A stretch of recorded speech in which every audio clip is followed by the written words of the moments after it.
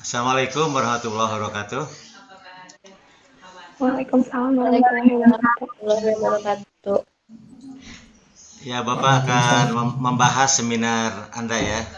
Dengan judulnya itu Pendidikan Islam dan Pendidikan Islami. Pendidikan Islam dan Pendidikan Islami ya, oleh siapa? Dea Salsabila, Fatia Rafi Hafiza, Riki Rustana, Riri Uswatun Anifah, dan Yurin Karunia Afsa AL ya. Nah, jadi itu apa? Betul ya tadi ya, kalau pendidikan Islam itu pendidikan semacam pesantren gitu kan, semacam sekolah Islam gitu, gitu pendidikan Islam ya. Kalau pendidikan Islami tadi betul, tadi contohnya itu contoh cukup bagus ya, bagus contohnya. Semacam pendidikan yang bukan dilakukan oleh umat Islam ya, itu bagus contohnya itu ya. Tapi isinya Islami. Isinya itu misalnya tadi presenter kan, pendidikan Islam itu harus bercirikan akhlak mulia, itu betul ya, betul sekali ya. Jadi kalau ada pendidikan yang menjunjung tinggi akhlak mulia, itu adalah pendidikan Islam, walaupun dijalankan oleh orang-orang yang bukan Islam, betul itu ya. Nah, tadi Bapak ingin memperluas ya, maksud pendidikan Islami itu betul ya, betul ya. Jadi kalau Anda menemukan konsep-konsep konsep barat ya, teori pendidikan barat, nah kalau itu memperkuat Islam, itu bisa dipandang sebagai pendidikan Islami ya. Kalau memperkuat karakter akhlak, membentuk karakter akhlak gitu kan. Nah, jadi menurut Bapak gini ya, Bapak ingin menambahkan, pendidikan Islam itu kalau di Indonesia itu pendidikan yang diselenggarakan oleh lembaga-lembaga pendidikan selain Islam ya, selain bernama Islam. Yang bukan bernama Islam itu apa? Misalnya pendidikan nasional ya, sekolah negeri, SD negeri, SMP negeri, SMA negeri, UPI kan, UPI juga ya. UPI itu bukan universitas Islam, bukan ya. Tapi kan banyak mengandung Islami, banyak Islaminya. Nah itu apa? UPI gitu kan. Kemudian sekolah-sekolah ya, lab school. Nah UPI ya, sekolah laboratorium kan. Ada TK, ada SD, SMP, SMA itu kan. Nah sekolah Pasundan misalnya gitu kan. Namanya bukan Islam, bukan ya. Atau mungkin juga sekolah yang betul-betul agamanya bukan Islam. Bisa saja itu Islami isinya gitu kan, bisa saja ya. Ada yang Islaminya gitu kan. Makanya mungkin kenapa banyak orang Islam juga yang sekolah di lembaga pendidikan yang namanya tidak berlabel Islam. Kan yang sekolah di ini, yang sekolah di sekolah misalnya sekolah apa? Santa Angela misalnya gitu kan, di sekolah Yahya gitu kan, kan itu banyak juga orang Islam agamanya. Nah mungkin mereka melihat, oh ini ada Islaminya mungkin ya. Orang tua melihat, oh ini ada Islami juga mungkin gitu kan, mungkin. Nah itu ya. Sekarang Bapak akan men-share yang punya Bapak ya, akan men-share yang punya Bapak. Ini apa, dimatikan dulu yang ini? Yang ini diinikan dulu. Bapak akan men-sharekan. Ya, Bapak akan men-sharekan yang ini ya. Kelihatannya tadi diskusi itu mengarah ke ini, mengarah ke sekolah Islam dan sekolah nasional ini. Tampaknya tadi mengarah ke sini ya. Sekolah Islam dan sekolah umum ya. Kelebihan dan kekurangan masing-masing. Nah, itu Bapak akan judul gitu ya. Tadi kan ada kritik-kritik ya, kritik misalnya anak nakal di pesantren kan ya, anak nakal dititip di pesantren. Kenapa? Karena di pesantren dianggap bengkel akhlak. Dianggapnya ya. Dianggap bengkel akhlak. Jadi ya sugan we masuk pesantren mah gitu kan. Jadi bager gitu kan. Nah itu apa? Ya orang tua kan gitu. Jadi akhirnya muncul jadi pesantren tempat orang-orang nakal. Dan memang ada ya, ada sebetulnya ada pesantren begitu. Ada pesantren tempat orang-orang yang korban narkotika gitu kan. Ada memang kesana itu ya. Tempat korban narkotika. Nah, tapi kita tidak akan bahas yang itu ya. Kita tidak akan bahas itu. Kita akan bahas yang normal saja, yang normal ya. Nah, ini nih kita lihat ini ya, lihat sekolah. Ciri-ciri sekolah Islam dan sekolah umum ya. Pertama sejarahnya ya. Sejarahnya di Indonesia itu kan dulu kalau orang Islam itu punya pesantren.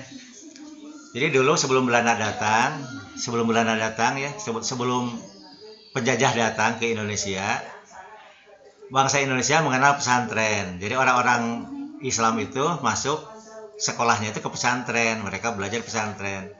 Yang dipelajarinya itu apa? Pesantren yang pelajarinya itu adalah ilmu agama dan ilmu keterampilan hidup yang paling dasar ya, misalnya ilmu bertani gitu kan, ilmu kerajinan gitu kan di pesantren itu.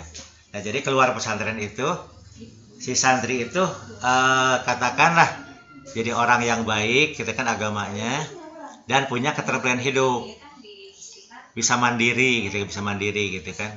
Nah itu dulu ya.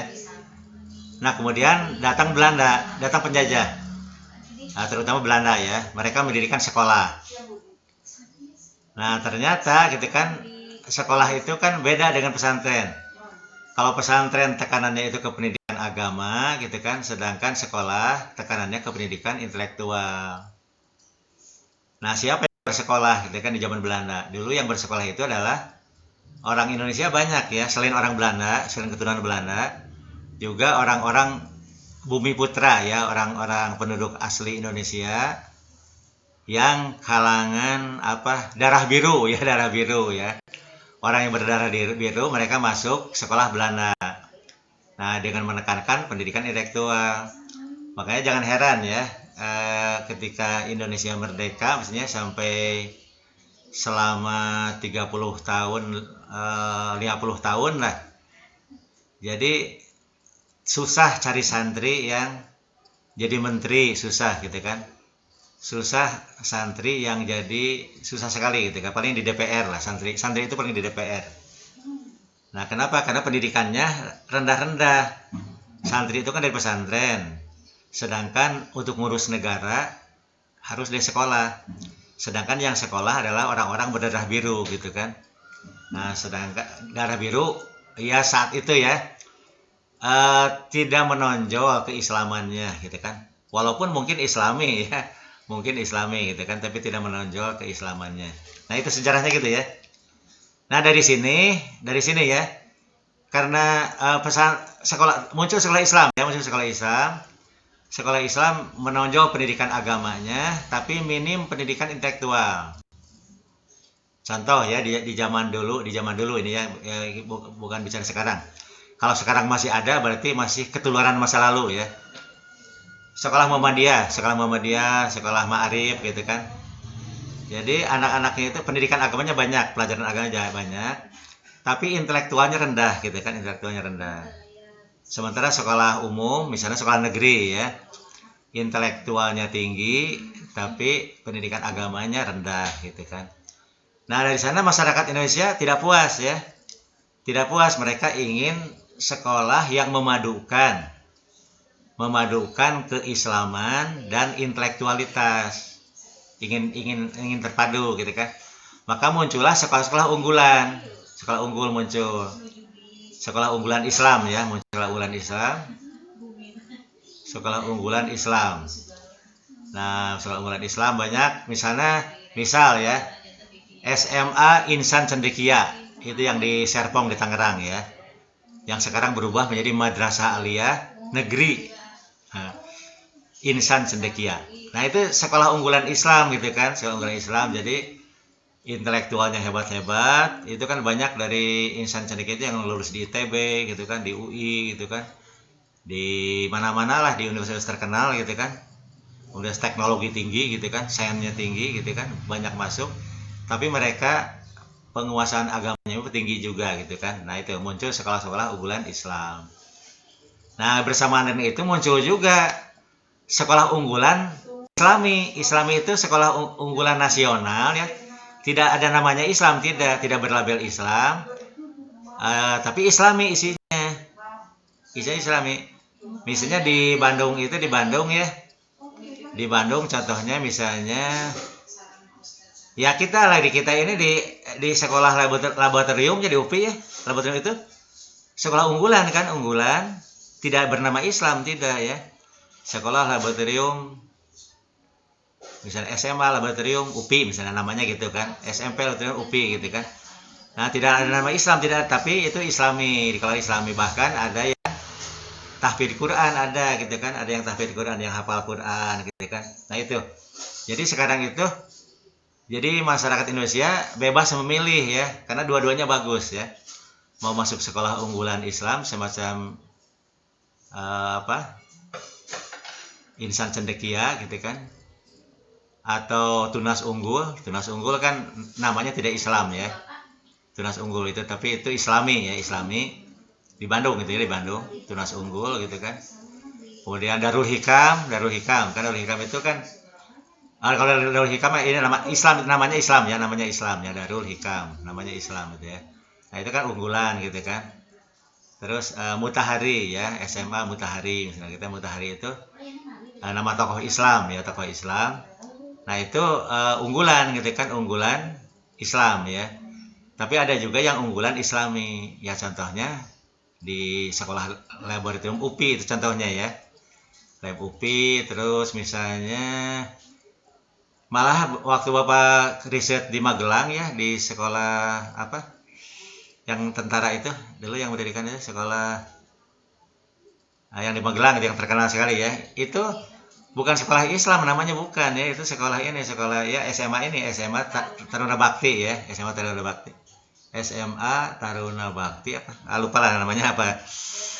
Nah itu ya. Terus di Bandung juga ada kan SMA tentara juga, yang ini Pak, ini yang mendirikan itu Pak siapa, jadi wakil presiden dulu ya, yang wakil presiden Indonesia, orang Bandung, istrinya kan mendirikan di Bandung SMA. Itu bukan sekolah Islam namanya, Trisutrisno ya, yang Trisutrisno ya, mendirikan di itu di Ujung Berung di sana ya, Ujung Berung dekat UIN Bandung.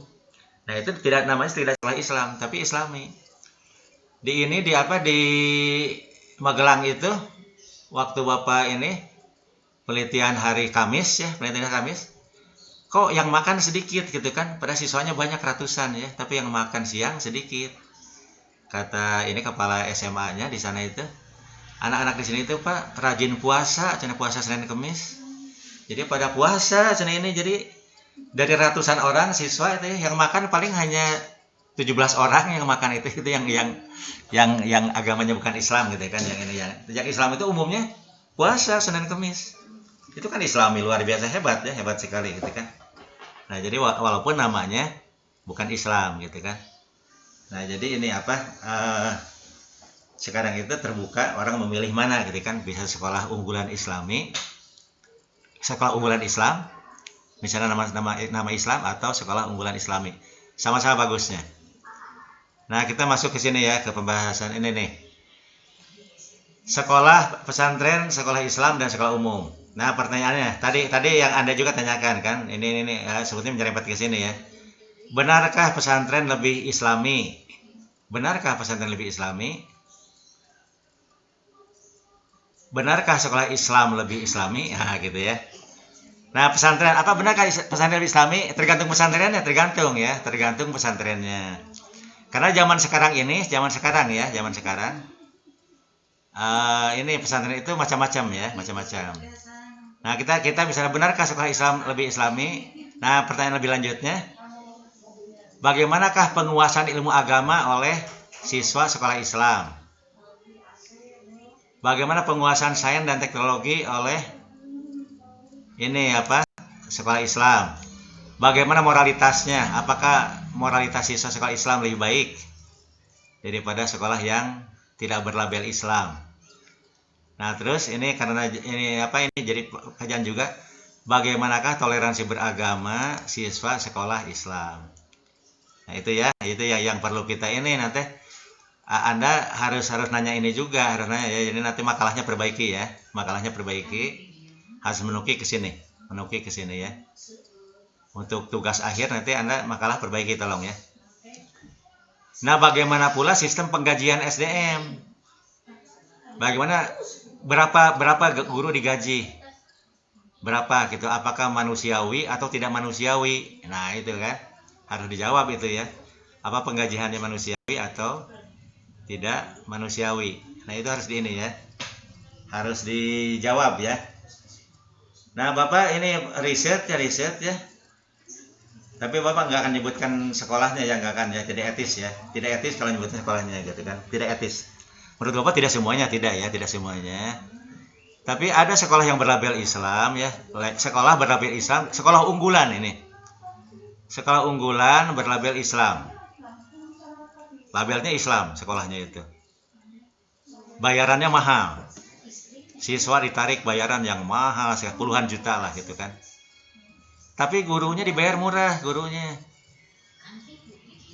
Guru yang magister, ini magister ya, guru yang magister. Anda bayangkan saya ya. Coba ya, di Kota Bandung ini, Kota Bandung ini upah minimum regional yang sekarang orang demo ya, demo undang-undang hak cipta kerja ya, demonstrasi besar-besaran. Anda supaya ingat ya, supaya jangan asal demo lah, jangan gitu kan. Jangan asal demo. Itu Kota Bandung itu upahnya sudah lumayan bagus, upah minimum bagus lah kalau menurut Bapak. Upah minimumnya itu bagus menurut Bapak ya. Menurut Bapak nih. Berapa upah minimumnya itu? Upah minimumnya itu 3.700.000. Jadi buruh wajib dibayar, wajib digaji paling sedikit 3.700.000. Paling sedikit ya. Paling sedikit 3.700.000. Paling sedikit ya. Nah ini ya apa? Itu upah minimum regional. Regional itu yang di Bandung ya, Kota Bandung ya. Upah minimum regional Kota Bandung itu 3 juta. Itu tamatan SMA. Tamatan SMK ya. Tamatan paket C gitu kan, tamatan paket C ya. Jadi wajib dibayar sedikitnya 3.700.000. Punya hak cuti. Punya BPJS kesehatan gitu kan. Ini sekolah unggulan Islam ya, sekolah unggulan Islam. Terkenal gitu kan, terkenal. Bayarannya mahal. Tapi guru yang magister dari UPI ini tolong Anda ya. Jadi kalau menurut Bapak, kalau Bapak suruh kabur aja gitu ya, kabur aja lah, jangan ngajar di sana gitu kan. Pindah ngajar, jangan di sana gitu kan. Kok sekolah mahal kok. Bayar guru murah sekali. Gurunya itu hanya dibayar 1.700.000. Gurunya dibayar 1.700.000 per bulan. Kontrak rumah gimana, kita makan gimana gitu kan. Nah, jadi dengan dalih ikhlas gitu kan. Ngajual ikhlas dijual. Padahal ikhlasnya hubungan dirinya dengan Tuhan, ya dengan Allah gitu kan. Kalau si majikan wajib membayar upah yang benar gitu kan. Masa dapat duit gede kalau dibayar murah gitu kan. Nah ini ya. Jadi Anda jangan lihat Menara Gadingnya. Itu Menara Gading ya, juga bagus loh, terkenal gitu kan. Wah hebat. Gurunya itu dibayar murah itu ya. Tidak manusiawi sama sekali. Nah, Bapak tidak perlu menyebut sekolahnya, tidak perlu ya, tapi ada.